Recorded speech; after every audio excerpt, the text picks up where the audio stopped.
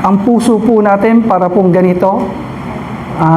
May pagkakataon naranasan natin na sa dami ng ating mga pagsubok na kinakaharap, parang ang buhay natin parang tinitiklop. Naranasan niyo na po ba yan? Tinitiklop na parang ganito. At hindi lang tayo minsan parang tinitiklop. Minsan paulit-ulit. Hindi lang once, twice, thrice. At parang habang tinitiklop po yung ating buhay, parang paliit po ng paliit.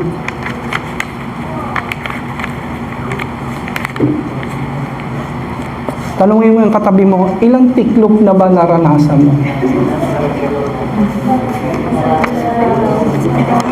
Sabi nung isa, marami na. Marami na. Tiklop-tiklop na ang aking buhay. At hindi lang po minsan tiklop-tiklop ang ating buhay. Minsan parang pinupunit. Tingnan mo ngayon katabi mo, mukha bang punit? Pinupunit ng kalungkutan, pinupunit ng pag-aalala, pinupunit ng takot. Ayan, ang hirap punitin. Pinupunit ng depression, anxiety, worries. At minsan hindi lang tayo pinupunit, nilulukot pa, pakisabi, ouch. At hindi lang minsan nilulukot, tinatapon pa. Pero huwag kang mag-alala, kapatid. Ikaw man ay itapon, ikaw man ay talikuran, ikaw man ay kalimutan, tandaan mo, Jesus is the answer. Palakpakan po natin ang Panginoon. Yung mas malakas na palakpak para sa buhay ng Diyos. Jesus is your great healer. Pagagalingin ka niya sa lahat ng tiklop ng buhay mo, sa lahat ng sugat. He is going to deliver you and He is going to provide all your needs. Ano man ang pangangailangan mo, kapatid, pakisabi nga sa katabi mo, huwag kang mag-alala. Si Lord ang bahala sa iyo. Sagot ka ng Panginoon. At kung naniniwala ka, sagot ka ng Panginoon. Malakas nga na praise the Lord yan. Hallelujah. Isa po sa provision ng ating Panginoon, isa po sa ibinibigay ng ating Panginoon para hindi ka panghinaan, pakisabi po, Holy Spirit. Jesus gave us the Holy Spirit para maging kalakasan natin. Ang sabi po ng John 14:26, ang sabi diyan, Jesus gave us the Holy Spirit. Napakaganda po ng salita ng Panginoon. Basahin po natin ng malakas. But the Comforter, which is the Holy Spirit o Holy Ghost, whom the Father will send in my name, He shall teach you all things and bring all things to your remembrance, whatsoever I have said unto you. Ang sabi doon, kung titignan po natin yung kaunting context, yung sitwasyon nito, dito po sa talatang ito, ang Panginoong Hesus, tapos niya na yung kanyang misyon. Binayaran niya na sa krus ang ating mga sala, siya'y namatay at muling nabuhay. At siya po ngayon ay babalik na sa kanyang tahanan. At ang sabi ng Panginoon, hindi ko kayong iiwan ng nag-iisa. Ulila, na para kayong kawawa o orphan. Ang sabi ng Panginoon, sa pag-alis ko, isusugo ko sa inyo ang banal na Espiritu. Pakisabi po, Holy Spirit. At ang banal na Espiritu na yan, ang mag-iingat sa iyo, yayakap sa iyo, tatahan sa iyo, magiging kalakasan mo. Alam niyo po ba mga kapatid, pag tinignan po natin yung comforter, pakisabi po, comforter. Pag tinignan mo yan sa Greek word, ang Greek word po niyan ay parakletos. Pakisabi po, parakletos. Ano po ibig sabihin ng Parakletos. Ang ibig po sabihin ng parakletos, pakisabi po, comforter. Kaya yung banal na spirito, inaaliw ka. Pag nasasaktan ka, nagdadalamhati ka, pag nararanasan mo yung banal na spirito, you are being comforted. Hindi lang po yun. Ano pa po ibig sabihin ng parakletos? Pakisabi po, companion. Kaya kahit saan ka magpunta, kasama mo yung presensya ng Diyos. Pakisabi nga sa sarili mo, hindi ako nag-iisa. Kasama ko ang Panginoon. Ano pa po ibig sabihin niyan? Pakisabi po, helper. Kapag nangihina ka, siya yung tumutulong sa iyo. Siya yung nagpapalakas sa iyo. Pakisabi po, teacher. Kaya ang sabi diyan, lahat ng tinuro ng Panginoon sa atin, lahat ng nabasa natin, lahat ng narinig natin, yung banal na spirito magpapaalala, magpapaunawa sa iyo. Yung ibang tao, para bang hirap na hirap silang unawain ng Biblia, pero sa ating mga anak ng Diyos, sino dito yung parang meron kang enlightenment? Yung parang meron kang kaunawaan. Taas po ang kamay. Minsan kahit yung mga kapatiran natin, hindi naman mataas ang pinag-aralan, hindi nakagraduate, minsan may mga kapatiran pa po tayo na no read, no write. Pero kapag naririnig nila ang salita ng Diyos, tinutulungan po sila ng banal na spirito na maintindihan. Pakisabi nga sa katabi mo, kaya mas magaling ka sa iba eh. Totoo po yun. Dahil nasa iyo ang Panginoon, may pagkaunawa ka. Kaya kung minsan, may mga bagay na nauunawaan ka, pinakikita sa iyo ng Panginoon, pero kahit anong paliwanag mo sa tao, yung halaga ng worship, yung halaga ng Word of God, yung halaga ng fellowship, yung halaga ng paglilingkod, naiintindihan mo ito, pero para bang hindi nila magets. Dahil ang banal na spirito po, ang tanging helper po natin, tanging teacher natin, nagpapaunawa sa atin ng mga salita ng Diyos. Ano pa po ibig sabihin ng parakletos? Comforter, companion, helper, teacher. Pakisabi po, advocate. Pag sinabing advocate, defender. Siya yung nagde-depend sa'yo. Siya yung Panginoon na sumasayo, na nagpo-protect sa'yo.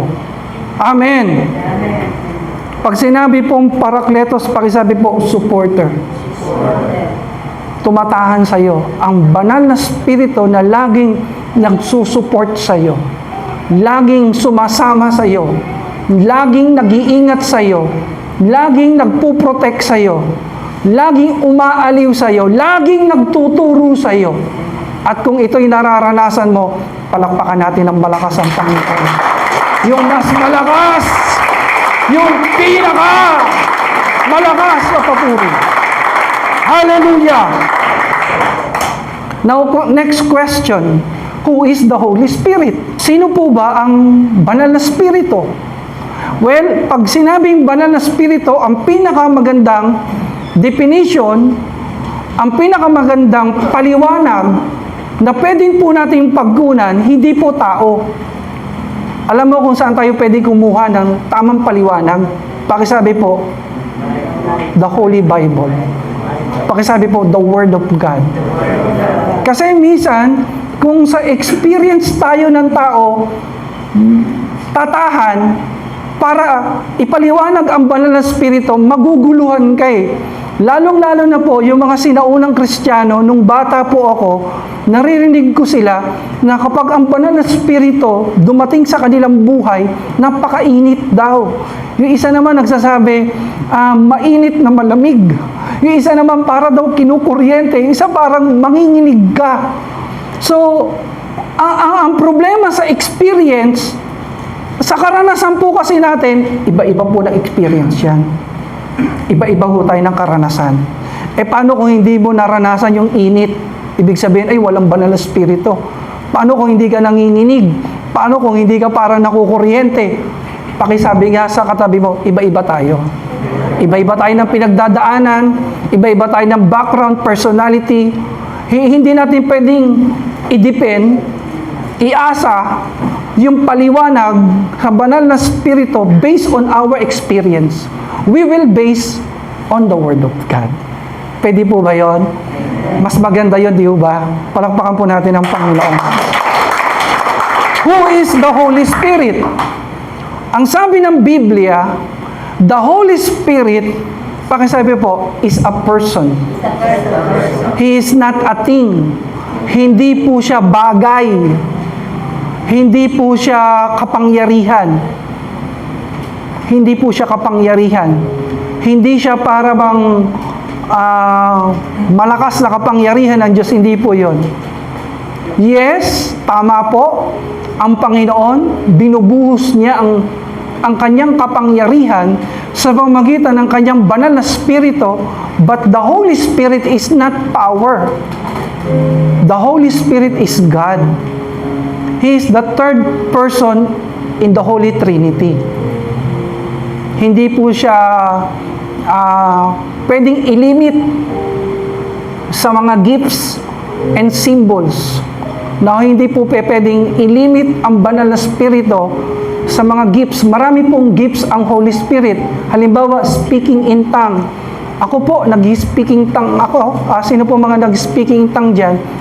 Ayan po, may mga nagtataas. Ang aking may bahay, nag-speaking in tongue yan. Ang banal na Espiritu ay wag mong ikakahon sa speaking in tongue lang. Na kapag halimbawa, nag-speaking in tongue yung kasama mo, uy, may Holy Spirit ka. At kung yung kasama mo ay walang speaking in tongue, ay, wala kang Holy Spirit.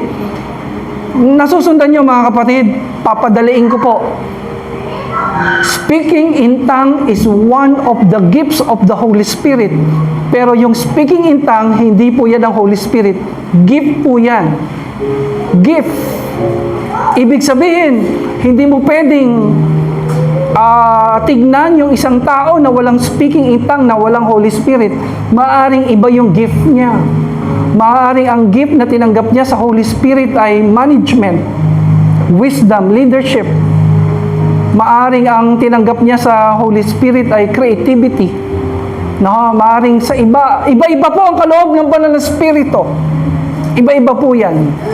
So, ang banal na Espiritu higit sa gift, higit sa symbol. The Holy Spirit is the presence of the Lord Jesus Christ. Dandahanin ko po, sino po ang banal na Espiritu? Ang banal na Espiritu, He is the Spirit of Christ. He is the presence of Christ that lives inside your body. Kaya ang katawan mo ay tahanan ng banal na Espiritu. Ang banal na Espiritu, yan ang presensya ng ating Panginoong Hesus. Yan ang Espiritu ng ating Diyos. Hawakan mo yung katabi mo, nananahan sa iyo ang presensya ng Panginoon. The presence of the Lord Jesus Christ, the Spirit of Christ dwells inside your body. Your body is the temple of the Holy Spirit. Kaya hindi mo pwedeng dungisan ang katawan mo. Hindi mo pwedeng dumihan. Hindi mo pwedeng gamitin ang katawan na yan sa pagkakasala. Gamitin mo ang katawan na yan, every part of your body, para paglingkuran ng Panginoon. Amen! Para papurihan ng Panginoon. Sapagat ang katawan na ito ay hindi na pag-aari natin. Hindi na ito para sa sanlibutan. Hindi na ito para sa kamunduhan. Ang katawan na ito ay para sa Panginoon. Taas nga po ang kamay na nagsasabi, ang katawan na ito mula ulo hanggang talampakan ay para sa Panginoon. Mataas po na kamay! Yung iba po, hindi pa nagtataas. Hintayin natin sila. Hallelujah. Tandaan mo, ang kamay na yan, mula ulo hanggang talampakan, ay para sa Panginoon. Malakas nga po na palakpak para sa Panginoon. Hallelujah! The Holy Spirit is a person. The Holy Spirit thinks.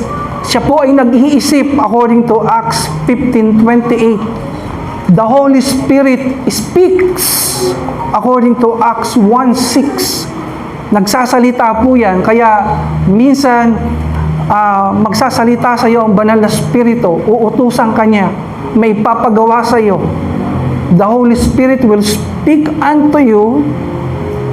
Magsasalita siya, mangungusap siya. At ipapalo mo yon kasi pag inobey mo yon, doon ka mapupuspos. doon ka mabibless. Amen. Hindi ka uutusan ng banal na spirito against the Bible, against the Word of God. Ang lahat ng inuutos sa atin ng Panginoon, ng Spirito ng Diyos, ay laging based sa Bible. Kaya kapag gusto mong i-confirm na yung tinanggap mong pangungusap ay galing sa Panginoon, you have to check your Bible. You have to read your Bible. Pag nag-conflict yun, hindi Spirito ng Diyos ang nagsasalita sa iyo. Amen. The Holy Spirit thinks, He speaks, He grieves. According to Ephesians 4:30, pakisabi po, namimighati. Pakisabi po, nasasaktan. Pakisabi po, nalulungkot. Ganun po pala ang banal na spirito na tumatahan sa iyo at sa akin. Kapag may ginagawa tayong hindi maganda, nalulungkot yan. Pakisabi sa katabi mo, huwag ka nang magsinungaling. Dahil nalulungkot ang banal na spirito. Pakisabi nga sa katabi mo, itigil mo na yung pagchichismis mo. Itigil mo na. No, itigil mo na yung pang-aaway mo. Sino mahilig mang-away dito? Tigil mo na yung pang-aaway mo kasi namimighati, nasasaktan ang banal na spirito. Tandaan po natin yan. Nakatahan sa iyo yan. Nakatira yan sa iyo at sa akin. The Holy Spirit grieves. The Holy Spirit decides according to 1 Corinthians 12:1. Siya po ay nangungusap sa iyo, i-guide ka niya. Amen. Maraming patotoo, marami na tayong experience na talagang sa mga ginagawa po natin, ginaguide tayo ng Panginoon. At makikita natin sa dulo, makikita mo yung blessing sa iyo ng Diyos. At sasabihin mo talagang guided ako ng Panginoon. Talagang hindi nagkakamali ang Diyos sa iyo. Amen. Palakpakan po natin ang Panginoon. Now, as we end, ang utos po sa atin, mga kapatid, sa Ephesians 5:18, ang sabi ni Apostol Pablo, magpakapuspos kayo sa banal na spirito. Utos po yan. Ang sabi ng salita ng Panginoon, be filled by the Holy Spirit. Be filled. Magpakapuspos ka. Tanungin niyo po ako bakit?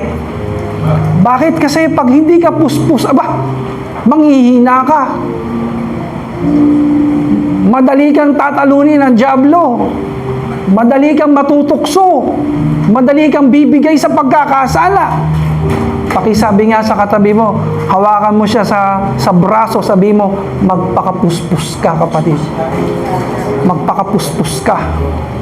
Well, pagdating po sa kapuspusan, lahat naman ng tao puspos, filled. Ang pinagtatalunan na lang dyan, saan ka puspos? Saan ka filled? Madali lang po malaman kung saan ka puspos, kapatid. Madali lang malaman. Kapag ikaw yung tao na lagi kang nagwo-worry, lagi kang nag-aalala, lagi kang natatakot, puspos ka ng mga bagay na nagkukos para kang mag-alala, para kang mag-worry. Pag ikaw yung tao na lagi kang takot, pinupuspos mo yung sarili mo ng mga bagay na nakakatakot sa iyo. Kung ano yung nilalagay mo sa iyo, kung ano ang inilalagay mo sa puso at isip mo, yun ang pumupuspos sa iyo. Amen. Tignan mo sa mata yung katabi mo, dahan-dahan mo siyang tanungin, saan ka puspos ngayon? Saan ka napupuspos ngayon? Kung saan ka nagbababad, diyan ka napupuspos. Halimbawa, babad na babad ka sa chismisan, maya-maya, mapupuspos ka ng puro chismis. Hindi ka naman naiinis, mamaya naiinis ka na dahil sa mga narinig mo. Babad ka sa gaming, Sino dito babad sa gaming? Huwag po kayong magbabad sa gaming dahil pupuspusin kayo ng gaming. Pwedeng masira pamilya mo dyan. Pwedeng masira ang pag-aaral mo. Nakita nyo yung mga nagbababad sa gaming? Maya-maya puspus na siya ng gaming. Nagsasalita na siya ng di maganda. Nai-stress na siya. Huwag ka dyan magbabad. Be filled by the Holy Spirit. Ang tanong, bakit? Bakit mo kinakailangan magpakapuspos? Tanong mo yung katabi mo. Tanungin mo siya. Sabi mo, alam mo ba yung importante nito? Bakit niya kinakailangan magpakapuspos? Ito po sabi ng Panginoon. Ang sabi po doon, the flesh is weak. The spirit is willing, but the flesh is weak. Tayo pong natin tumayo saglit. Ang ating pong flesh, pakisabi po, flesh. Ang flesh po natin, yung laman po natin, mahina po ito, kapatid. Tingnan niyo po si Pastor saglit. Ano po ba ang composition ng tao? Meron kang katawan. Tingin ka sa katabi mo, nakikita mo yung katawan niya, yan yung kanyang flesh. Flesh niya yan. May body ka, meron kang soul. Itong soul mo, yung nag-iisip, yung may feelings, may emotion, that's your soul. Pakisabi po, soul. Pakisabi po, spirit. Meron kang spirit na nakatira sa'yo. Yung spirit, yan yung nagsasalita. Yung spirit mo, may soul. At nakatira sa body. Nasusundan? Body, soul, spirit. Once na tinanggap mo ang Panginoong Hesus, papasok siya sa buhay mo through Holy Spirit. Mananahan siya. Kung may nakatira sa katawan mo na unclean, foul, and unworthy spirit, kung meron pong demonyo na nakatira sa'yo, pag tumahan sa'yo ang Panginoon, tatalsik po yan. Amen. Pakisabi sa katabi mo, huwag mo sasaluhin. O, sasaluhin yun. Nagigets nyo? Yung spirito mo, dating patay. Dati, nung wala tayo sa Panginoon, yung flesh po natin, ang nagahari, lahat ng gawa ng laman, ginagawa ng ating laman. Sa Galatia 5:19-21, ano yung mga gawa ng laman? Pakisabi po, paglalasing. Sino dating tumador dito? Tumador, lasinggero. Gawa ng laman yan. Di ba? Gustong-gusto ng laman natin yan. Ano pa po gawa ng laman? Galit, puot. Sino dito grabe po dati magalit? Talagang hindi ka magpapatalo. Mga away ka. Laman yan. Pangangalunya. Adultery. Pagsamba sa Diyos-Diyosan. Pagkainggit. Insecurities. Actually po, pag binasa mo yung Galatia 5:19 hanggang 21, ang huling salita doon, at iba pang tulad dito. Marami pa. Nung wala pa sa atin ang Panginoon, puro gawa ng laman tayo. Lahat po tayo dito. Amen.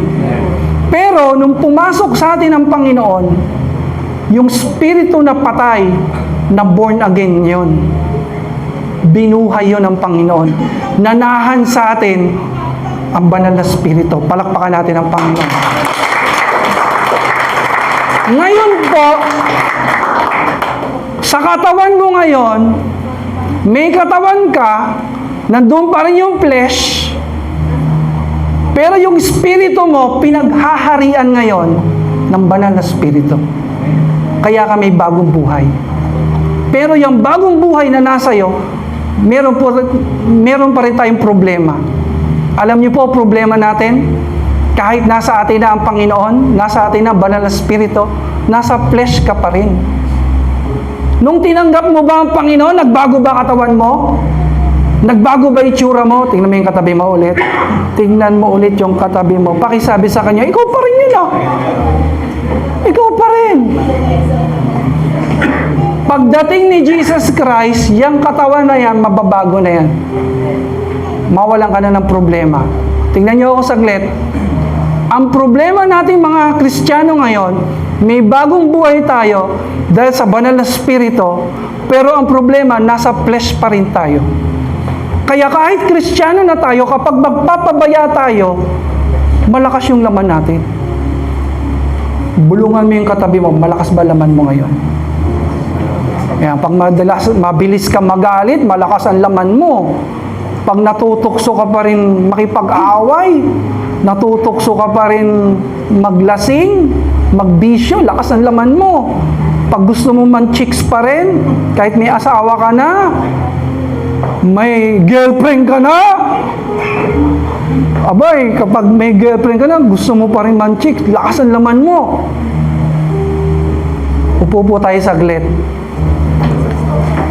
Ganyan po, dahan-dahan, napakalinaw, pinapaliwanag na sinasabi na bakit napakahalaga na mapuspos tayo sa banal na spirito. Kasi pag puspos ka sa banal na spirito, humihina ang laman. Amen! Pag puspos ka sa banal na spirito, hindi ka kaagad nagkakasala. Pag puspos ka sa banal na spirito, matatag ka sa mga tukso at pagsubok sa buhay. Pero, kapag pinabayaan mo yung spiritual life mo, kahit Kristiyano ka na, nagpabaya ka, hinayaan mo ipid ng ipid yung laman, aba, ang tawag po namin dyan makalaman na Kristiyano. Napaka makalamang Kristiyano. Napakahirap niyan. Kasi umiiyak ang Panginoon. Nasasaktan ng Panginoon. Kasi Kristiyano ka na, pero makalaman ka pa rin. Amen. Ang tanong po sa hapong ito, are you filled with the Holy Spirit? Are you filled? Napakadaling maunawaan kung filled ka ng Holy Spirit. Tingnan mo po yung nasa larawan ngayon. Meron pong carrots. Ano pa po? Ano pa po meron dyan? Meron pong itlog at meron pong coffee beans. Kung gusto mong malaman kung puspos ka sa banal na spirito, tanungin mo yung katabi mo, ano ka, carrots? Ano ka? Itlog? O katulad mo ay coffee beans? Kapag ilalagay mo yan sa kanya-kanyang lutuan, pare-parehas ng tubig, same amount of water, pressure, temperature, duration, pare-parehas, sabay-sabay mo yan. Yung pong carrots, sa tindi po ng pressure, lumalambot.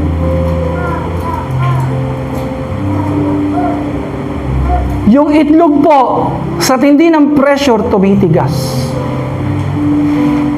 Pero po yung coffee beans, pag nilagay mo yan sa pressure, aba, lumalabas po ang aroma. Napakabango. Tawagin po natin ang gwapo po nating barista ng FJFM, Brother Russell. Palakpakan muna natin. Hallelujah. Dahan-dahan lang na, ano ito? Galing yata ito ng Buskalan. Ikaw ba nag... galing Amadeo. Titikman ko, napakainit. Salamat po, sir. Titikman ko. Wow! Sarap. Ang sarap. Palakpakan nga natin ang Panginoon. Pwedeng isa pa? Isa pa po? Okay lang? Isa pa. Grabe, Brad. Sarap. Talagang, ito po yung sinasabi nating puspos ng banal na spirito. Kapag puspos ka ng banal na spirito, aba, habang may pressure, habang may mga trials, hindi ka nasisira, hindi ka nanlulupaypay, kundi lalo kang nagiging mabuting tao. Lumalabas sa'yo yung aroma of worship. Sino dito minsan pag dumadaan ka sa bagyo, dumadaan ka sa unos, tataas mo na lang yung kamay mo, umiiyak sa Panginoon. Umiiyak ka pero masaya ka sa Panginoon. Umiiyak ka pero hindi ka pinanghihinaan. O katulad ka ba ng carrots? Tanungin katabi mo, para ka bang carrots? Na kapag may problema, nanlalambot, nadudurog, madali kang mawasak, binasted ka lang, wasak ka na. Bah, mahirap yun. Hindi ka puspos. Sino dito, ilang beses man mabasted, lumalabas pa rin yung aroma of worship sa'yo. Because you are filled by the Holy Spirit. Amen. O kapag ikaw ay nakakaranas ng pressure, para kang itlog. Tanungin katabi mo, para ka bang itlog? Wag mo sabihin mukhang itlog, ha? Wag ganon, masama yun. Wag po yung mukhang itlog, kundi para ka bang itlog. Na kapag dumaan ka sa pressure, tumitigas ka. Ang tigas-tigas na ng puso mo. Ang tigas na ng puso mo, hindi ka na makapagtaas ng kamay, hindi ka na makapagpuri, hindi ka na makaintindi, hindi ka na makarinig sa Panginoon. Tanungin katabi mo, matigas na ba yung puso na yan? Nabasted ako, pastor talagang tumigas na. Ayoko nang magmahal, ayoko nang umibig, ayoko nang sumubok. Tigas na.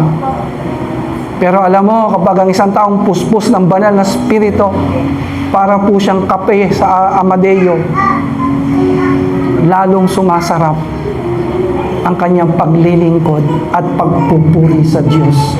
Palakpakan nga natin ang Panginoon, yung malakas po na palakpak, pagpupuri, pasasalamat. Hallelujah! Praise the Lord! Praise the Lord! Hallelujah! Ang sarap pagpuspos ka ng banal na spirito. Mas malakas yung spirito mo. Sino po dito ang married? May asawa. Kami po ay 26 years na, kung hindi po ako nagkakamali. Married for 26 years. Para po doon sa mga mag-asawa na pag may mga problema, gusto nang maghiwalay. Pag may mga problema ang mag-asawa, gusto nang sumuko, pakinggan niyo po kami. May mga kasama po tayo dito, more than 26 na po, nasa 30 years na po, 40 years. Pero nakikita niyo po, nananatili, nagpapatuloy. Alam niyo po sa mga mag-asawa na para bang ang bilis bumigay, ang bilis sumuko, pare-pares lang po tayo. Pares-pares lang tayo ng pinagdadaanan. Ano man yung naging problema niyo mag-asawa, baka naranasan din namin yan. LQ, lovers quarrel, usaping ganito, ganyan. Ako, pinagdaanan din po namin yan. Pero pinili po namin ni Sister Chris, hindi maging parang carrots na nawawasak. Hindi po namin pinili na parang boiled egg na tumitigas na yung puso. Pinili po namin maging coffee bean para sa Panginoon at sa aming mga anak. Amen! Na sa kabila ng aming mga pagsubok bilang mag-asawa, lalo pong sumasarap yung aming pagsasama. Ayun po ang aking may bahay. Pakitaas nga kamay, sweetheart. Mahal ko po yan. Hallelujah. Hindi ko po yan ipagpapalit. Sabi ko nga sa kanya, alam mo, naglalakad ako sa mall, sa Manila. Sabi ko kay Lord, kahit 100 na Miss Universe, harangin ako. Sabi ko sa kanya, ikaw pa rin ang pipiliin ko. Ikaw lang ang mahal ko, sweetheart. Hallelujah. Minsan may mga mag-asawa, pag may problema, naggagantihan Naggagantihan. Pag naggagantihan kayo mag-asawa, malakas ang flesh. Malakas ang flesh. Nagagantihan. Pag nagkamali yung lalaki, gaganti yung babae. Gagawa rin siya ng ikakasakit niya. Yung lalaki gaganti rin. Magagantihan. Anong malakas sa kanila? Anong malakas? Ano naghahari? Laman. Flesh. Kaya kinakailangan natin puspos tayo lagi ng banal na spirito. Amen! Sino po mga single dito? Taas ang kamay ng mga single! Alam niyo po, saludo po ako.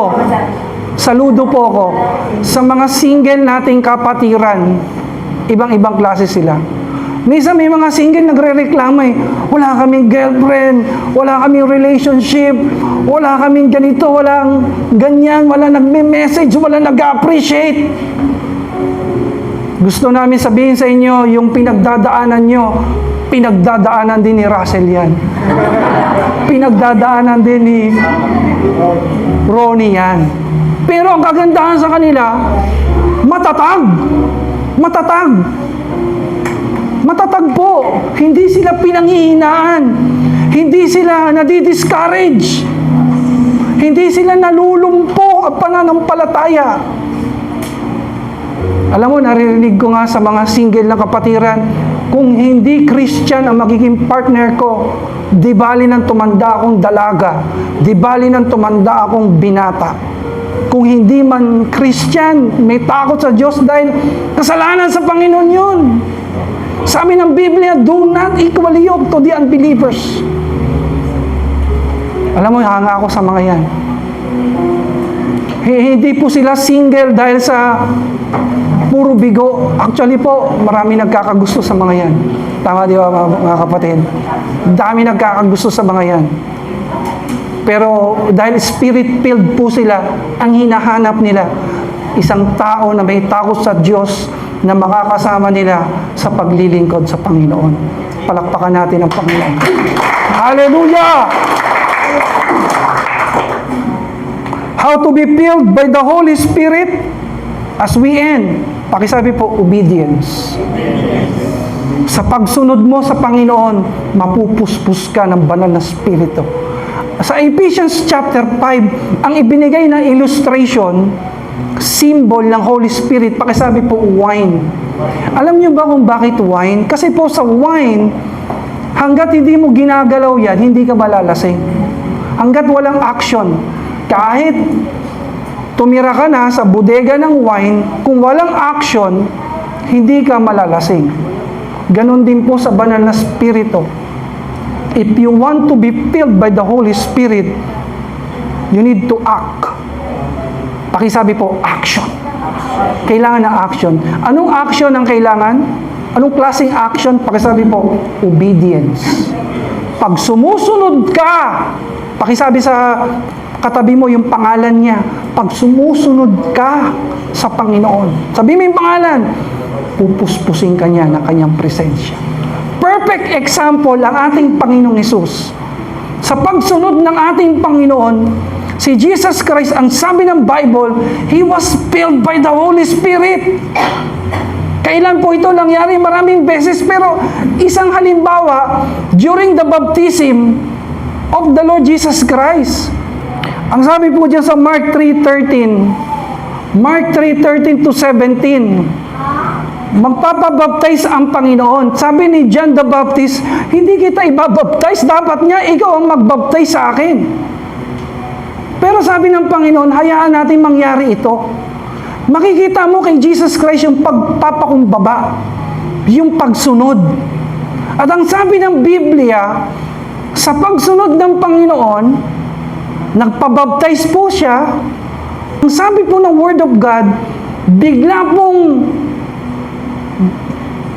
nagkaroon ng open heaven at bumaba ang banal na spirito sa anyong kalapate. At ang Ama po ay nagsalita, ito ang aking anak na kinalulugdan. Ang pinakikita doon, si Jesus Christ, Panginoon ng mga Panginoon, siya na pinakamataas, nagpakita pa rin siya ng pagsunod. At sa pagsunod niya, nandun yung kapuspusan. May mga tao nagsasabi, ba't ganun? Hindi ako napupuspos. Lahat napupuspos na. Ang tanong, obedient ka ba? Aba, kung obedient ka, madali kang mapupuspos. Pero kung disobedient ka, rebellious ka, unsubmissive ka, hindi ka sumusunod sa Panginoon, hindi ka mapupuspos. Pakitapik po yung katabi mo, sumunod ka sa Panginoon. Luke 11:28, may blessing sa pagsunod. Taas ang kamay ng gusto ng pagpapala. May blessing sa pagsunod. May blessing sa pagsunod. Sundin natin ang salita ng Diyos. Ano mga utos ng Panginoon? Pakisabi po, paglilingkod. Mag-serve tayo. Pag sinabi ng leaders natin, tayo naka-assign sa paglilinis, maglinis tayo ng church. May schedule, mga nanay maglilinis, mga tatay, mga kabataang lalaki, kabataang babae. Pag kayong na-assign, paglilingkod dyan, may blessing po dyan. Pakisabi po, pagpapatawad. Utos din yan ng Panginoon. Pag tayo po ay sumusunod sa utos ng Panginoon, tulad ng pagpapatawad, napupuspos tayo. Pakisabi po, giving. Kapag tayo nagbibigay, madali po tayo napupuspos ng presensya ng Panginoon. Sa bawat pagsunod po natin sa Panginoon, nandun ang kapuspusan. Amen! Palakpakan po natin ang Panginoon. How to be filled by the Holy Spirit? Pakisabi po, fellowship. Sa pagdalo po natin sa gawain ng Panginoon, tayo po ay napupuspos sa presensya ng Diyos. Sabi po ng Hebrews 10:25, huwag nating kaligtaan ang pagdalo sa gawain ng Panginoon, kundi magpalakasan tayo.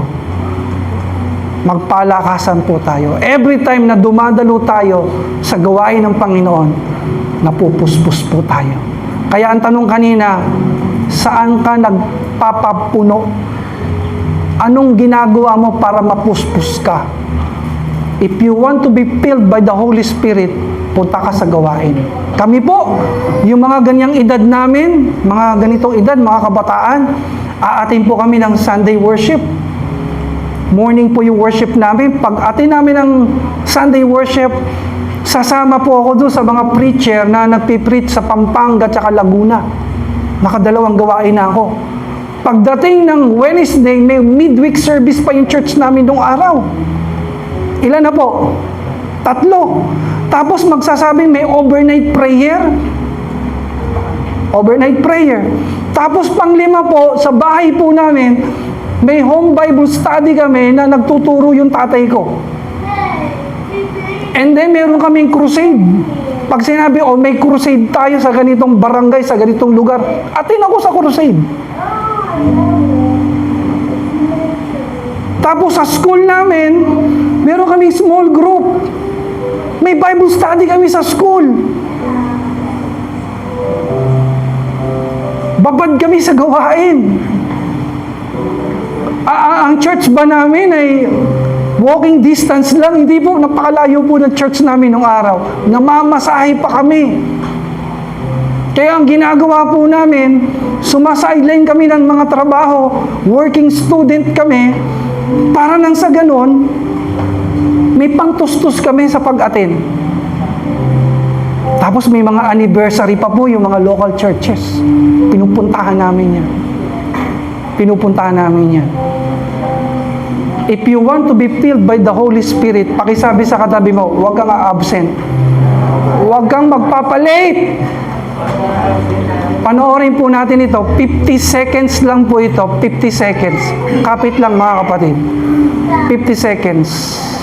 Pakinggan mo ito kapatid. Habang kami po ay mag-bonfire, sinubukan ko pong lumapit doon sa apoy at kumuha ako ng isa sa mga panggatong. Pinili ko po yung pinakamalakas ang apoy. At isa lang po ang napansin ko po, nung iniwalay ko po ito, unti-unti pong nawala yung kanyang malakas na apoy. Ano pong message po dito kapatid? Kahit gaano tayo ka-apoy, kapag tayo po ay mag-isa, darating ng araw, mawawala din yung ating pag-uumapoy sa paglilingkod sa Panginoon. Kaya ngayon, encourage ng Hebrews 10:25 na huwag natin kaliligtaan ang dumalo sa mga pagtitipon dahil sa paraang iyon tayo napapalakas. Kaya i-encourage ko kapatid, huwag kang tumigil na dumalo sa pagtitipon. Ano pong tanong po ng isang lalaki, bakit hindi ka umaten ng fellowship? Ano pong sagot niya? You tell me, bakit nga ba? You tell me, bakit nga ba? Alam mo, kung bakit nga ba na kinakailangan mong umatin, yan ang magpapaapoy sa'yo. Yan ang magpapalakas sa'yo. Yan ang magpapapuspos sa'yo. Amen! Kung saan ka dumadalo, kung saan ka nagbababad, yun ang pupuspos sa'yo. Kaya tayo mga nasa gawain ng Panginoon, we are filled by the Holy Spirit. Palakpakan po natin ang Panginoon. Tayo pong lahat ay tumayo. Last na lang po, how to be filled by the Holy Spirit. Pakisabi po, pagpupuri. Pagpupuri sa Diyos. Pasasalamat sa Diyos. Ang pagpupuri sa Panginoon, nakakapuspos yan. Ang sabi po sa Acts, chapter 10, kung hindi po ako nagkakamali, verse 44 to 48. While Peter preaching the word of God, while Apostle Peter declaring, sharing the gospel, habang yung mga tao nakikinig ng word of God, pumapalakpak sila tulad natin. Nagkakapalakasan ng loob, alam mo yun, they encourage one another tulad natin. Habang si Peter nagpipreach, yung mga tao pumapalakpak, nagtataas ang kamay, sumisigaw ng pagpupuri. And look what happened. Ano pong nangyari? Ang sabi dito sa huling verse 46, for they heard them speaking in tongues and praising God. Ganun po nangyari. Pag tayo pala nasa gawain ng Diyos, kahit tayo nakikinig ng Word of God, nagpupuri tayo, nagpapasalamat tayo sa Diyos, napupuspos tayo. Kapag tayo po nagpe-praise and worship, pumapalakpak tayo, nagpupuri tayo, napupuspos tayo. Napapansin nyo minsan pa nagpe-praise and worship, parang ginaganyan ko minsan yung kamay ko. Minsan pag may nararamdaman po akong masama, diba, parang may bali, pagpupuri, sinasabay ko yan. At pinagagaling ng Panginoon. Pinapagaling ng Panginoon. Marami na po kami experience sa ganyan, na may sakit, may karamdaman, pero yung ginawa po nila, sinabayan po nila ng pagpupuri, natutunaw po yung cancer. Tinutunaw po ng Panginoon yung sakit at karamdaman. Pag ikaw ay napupuspos ng banal na spirito, lumalakas ka. How to be filled by the Holy Spirit? Ano pong sabi dyan? Number 1, pakibasa po, obedience. Obedience to God's Word. How to be filled by the Holy Spirit? Number 2, keep attending our fellowship. Diyan po tayo napupuspos. Number 3, maintain the attitude of prayer and praise. Katulad ni Paul, katulad ni Silas, nung sila ay nasa bilangguan, nanatili po sila sa presensya ng Diyos, nagpupuri, nagpapasalamat sa Panginoon. As I end, meron pong pastor na nagkwento, habang kausap niya po itong lalaking ito, may tumawag po sa cellphone. May tumawag po sa cellphone. Nakita ng pastor, may pangalan. Alam niyo po, ang pangalan na nagre-reflect, life. Life. Sabi ng pastor, sino yan? Ito po, pastor, yung nililigawan ko. Siya kasi ang buhay ko ngayon. O, ingat ka dyan. Mahirap yan. Life eh. Minsan ulit, magkasama sila sa isang fast food. May tumawag na naman. Alam mo kung anong nagre-reflect sa cellphone niya? Alam mo kung anong nakalagay? Home. Ay, bakit home? Kasi po, asawa ko na siya ngayon. Nililigawan ko, naging kami, mag-asawa na kami. Kaya home. No, ganda eh. Parang sweet ang dating. Paglipas po ng ilang buwan, ilang taon, tumawag na naman. Alam mo po kung anong nagre-reflect? Nalagay po, Eva. Sabi ng pastor, bakit Eva? Kasi po, siya po ang Eva, ako ang Adan. Eva, Adan. Alam mo na, pastor. Parang ano, no? Ito po ang nangyari po. After so many years, itong lalaking ito, nakita ulit sila ng pastor. Nagkukwentuhan, nagkakamustahan, and this time yung lalaki po medyo malungkot, medyo discouraged. Maya-maya po, nag-ring na naman yung phone. Excited yung pastor ko, ano ulit magre-reflect kasi dati life, home, Eva. At the back of his mind, ano kaya? Alam mo kung ano nabasa niya? Hitler. Sabi ng pastor, sino yan? Misis ko po. Eh bakit Hitler? Eh parang Hitler eh, ang sungit. Lagi ako inaaway. Alam mo, ang payo namin sa inyo ni Ate Chris, panatiliin po natin yung pagpupuri. Pagpupuri. Alam mo, pwede mong purihin ang Diyos sa buhay ng asawa mo. Purihin mo ang Diyos sa buhay ng asawa mo. Every time na tumatayo si Ate Chris dito, nagbaback up, kinakausap ko siya. Pinupuri ko ang Panginoon sa buhay niya. Amen. Yung mga kahinaan po, kasama talaga yan. Normal talaga. Nasa flesh pa eh. Although nasa kanya na Holy Spirit, nasa laman pa. Pakisabi po, normal yan. Pero wag na natin tignan yung mga kahinaan. Tingnan na lang natin yung mga bagay na pwede tayong magpuri sa Panginoon. Amen. Pakihawakan ngayon katabi mo, sabi mo, pinupuri ko ang Diyos sa buhay mo. Tingnan mo yung mga strength niya. Tingnan mo yung mga positive traits na meron siya. Purihin mo ang Diyos. Huwag mo i-curse yung asawa mo. Don't curse your spouse. Yung partner mo, huwag mo i-curse.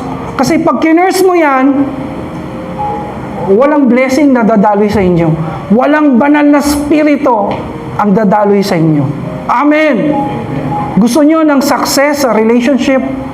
Lagi niyong purihin ang Diyos sa loob ng simbahan, sa tahanan ng Diyos, lagi kayong magpuri. At pag uwi nyo sa bahay, purihin nyo ang Diyos sa isa't isa. At makikita nyo ang blessing nandoon. Ang pagpapala ay nandoon. Tayo pong lahat ay yumuko saglit. Damahin natin ang presensya ng Diyos. Hallelujah. Panginoon, salamat sa presensya mo. Salamat sa pagmamahal mo. Patuloy mo kaming puspusin. Patuloy mo kaming palakasin, O Diyos. Hallelujah. Sa mga oras na ito, kung naniniwala ka at ina-accept mo, kung ikaw ay nagpapakumbaba at sinasabi mo na, Lord, I need your Holy Spirit. I need to be filled by your presence. Kung nais mo ang kapuspusan sa banal na spirito at nakikita mo kahalagaan ito sa buhay mo, pwede bang itaas mo yung kamay? Lord, nakikita mo mga kahinaan namin. Kuminsan nag-aari sa amin ng laman. Kuminsan gumagawa kami ng mga gawaing laman, pero sa oras na ito, mortify our flesh. Mortify our fleshly desires, O Lord. Kundi puspusin mo kami.